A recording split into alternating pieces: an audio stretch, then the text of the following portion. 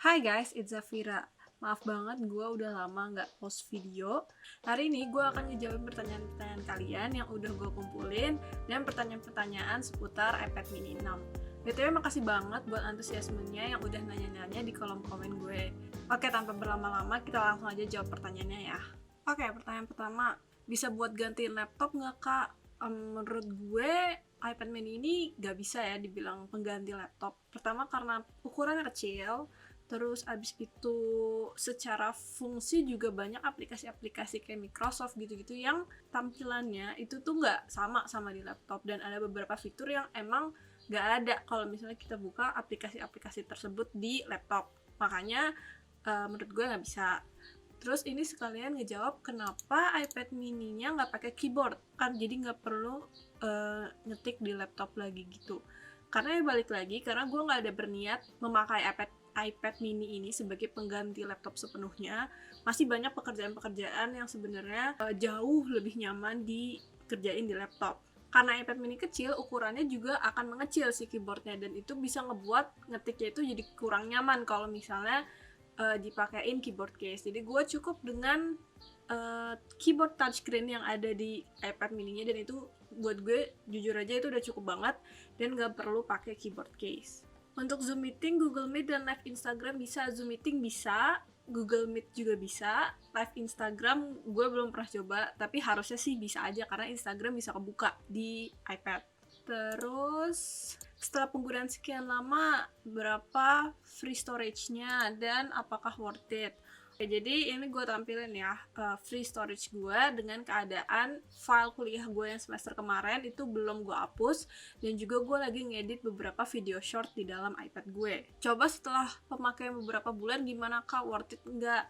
Jadi iPad mini ini udah full gue pakai di semester kemarin, dan jadi udah mungkin 6 bulan 7 bulan kali ya gue udah pakai, dan everyday itu kerasa semakin worth it. Dari mulai gue presentasi untuk lomba, gue presentasi di kelas, gue cari jurnal, gue iseng-iseng edit video, semuanya itu gue lakuin di iPad mini. Semakin lama gue pakai malah kerasa semakin worth it-nya. Mungkin yang lebih menariknya, apakah iPad mini 6 ini masih worth it kalau misalnya baru beli di 2023? Menurut gue tergantung. Jadi kan ada rumor kalau akan ada iPad mini 7 di 2023, karena kan iPad mini itu pasti 2022 nggak diupdate ya sama Apple. Dan ada rumor juga kalau misalnya iPad mini itu bilangnya akan pakai chip M1. Menurut gue pribadi, kayaknya nggak akan pakai M1 sih. Kayaknya akan pakai A16 yang kayak di 14 Pro mungkin ya, tapi kita nggak tahu juga. Cuman kalau misalnya emang iPad mini akan diupdate di 2023, otomatis iPad mini 6 itu kan akan turun ya harganya, dan menurut gue itu akan menjadi semakin oke aja untuk dibeli dengan harganya yang turun, tapi tetap bisa pakai chip A15 Bionic gitu. Kalau misalnya kalian ada budget lebih, mungkin bisa upgrade ke iPad mini 7, tapi menurut gue kalau misalnya masih mengkonsiderasi iPad mini 6, kayaknya tunggu sampai iPad mini 7 rilis aja deh, biar harganya agak turun dikit. Oke, next kak mau nanya, kira-kira kalau nyatet pakai iPad mini kecilan nggak? Bingung mau iPad 9 atau iPad mini 6. Saya kidal susah nggak ya kira-kira nyatet di iPad? Buat notes taking kekecilan nggak? Kalau buat gue nggak kecilan dan nyaman, karena ukurannya itu mirip sama kertas yang dulu gue pakai buat notes taking. Tapi ini balik lagi ya ke point of view masing-masing, karena ada yang bilang juga iPad mini itu kekecilan. Biar nyaman, tips dari gue itu nyatet di iPad mininya atau mungkin di semua iPad kali ya, pakai paper-like screen, karena itu ngebuat dia lebih keset gitu, dan juga pakai Apple Pencil. Gue pernah coba nulis di iPad itu nggak pakai Apple Pencil, dan mungkin waktu itu gue lupa mereknya apa, tapi memang kalau misalnya dibandingin antara Apple Pencil sama yang bukan Apple Pencil, ada perbedaan banget sih, kayak kerasanya gak seresponsif sama Apple Pencil. Kalau bingung pilih iPad 9 atau iPad mini 6, sebenarnya ini balik lagi ya ke kebutuhannya, karena kan secara physically dia iPad 9 tuh lebih gede dibandingkan iPad mini 6. Terus abis itu secara prosesor juga iPad mini 6 itu lebih baru chipnya dibandingkan iPad mini 9. Dan sekarang pun udah ada iPad 10 generation yang secara desain juga lebih baru dan chipnya juga lebih baru gitu ya. Jadi balik lagi ke kebutuhan untuk apa, dan mau berapa lama sih kalian pakai device tersebut, karena semakin baru chipnya kan penggunaannya bisa semakin lama, mungkin bisa 4-5 tahun.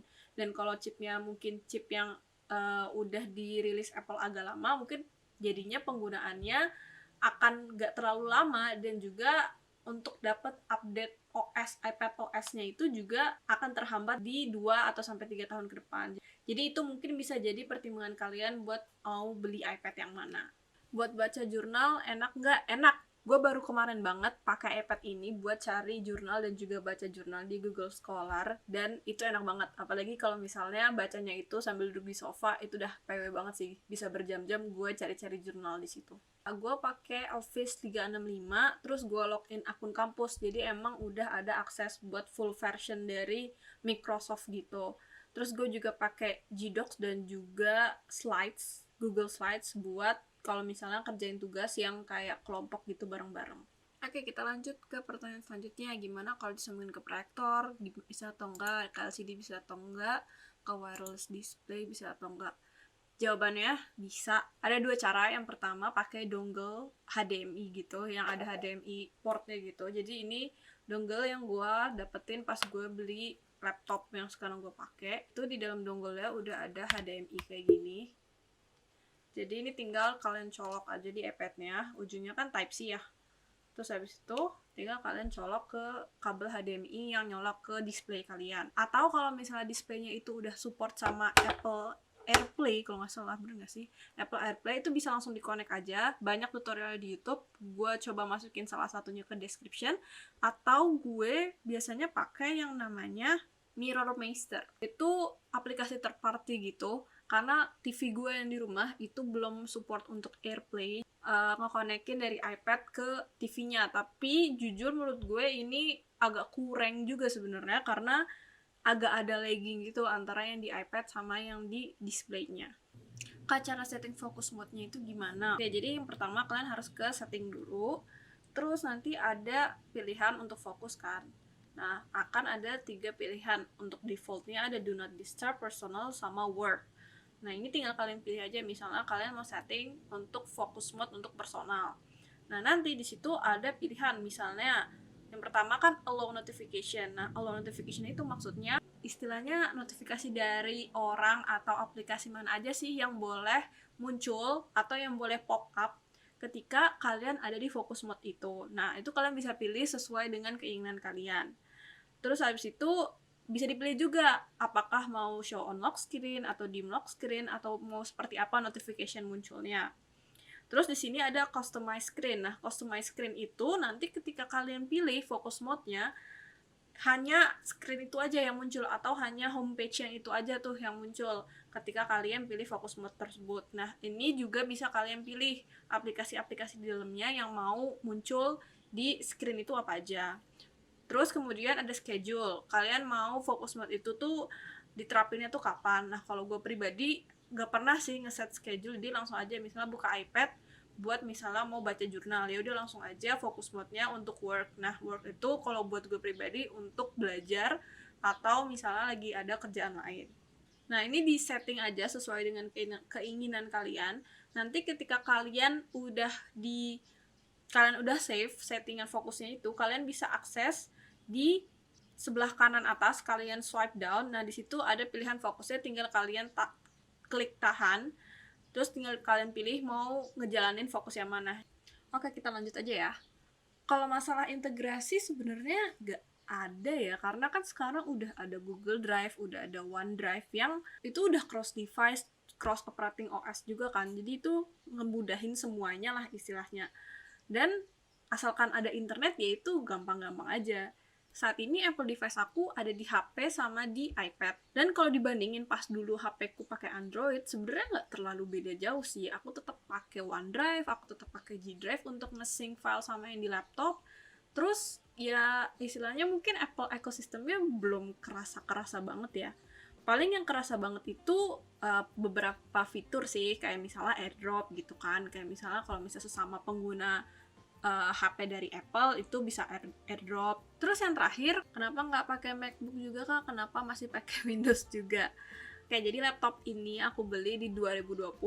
Pas saat itu M1 chipnya Apple itu belum rilis tuh, belum ada, masih rumor-rumor gitu. Dan aku tuh udah perlu banget buat ganti laptop. Dan dengan harga yang sama, waktu itu setaranya sama MacBook Air yang Intel Core i3 apa kalau nggak salah i3 kan, itu aku bisa dapat spek yang jauh di atas MacBook Air yang i3 itu, dan lebih sesuai sih sama kebutuhan aku.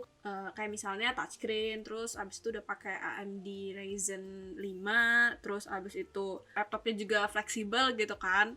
Dari fitur-fitur keunggulan itu ya aku consider untuk pakai laptop Windows gitu, laptop HP gitu ya. Ya semuanya itu balik lagi ke budget dan apa yang kalian butuhkan. Sesuaikan dengan budget, sesuaikan dengan kebutuhan kalian. Oke, that's all untuk pertanyaannya. Semoga jawaban gue membantu dan menjawab kalian semua yang mungkin lagi bingung nih mau beli iPad atau enggak. Once again, thank you ya buat pertanyaan-pertanyaannya. Please let me know what you want to know and see you on my next video. Bye!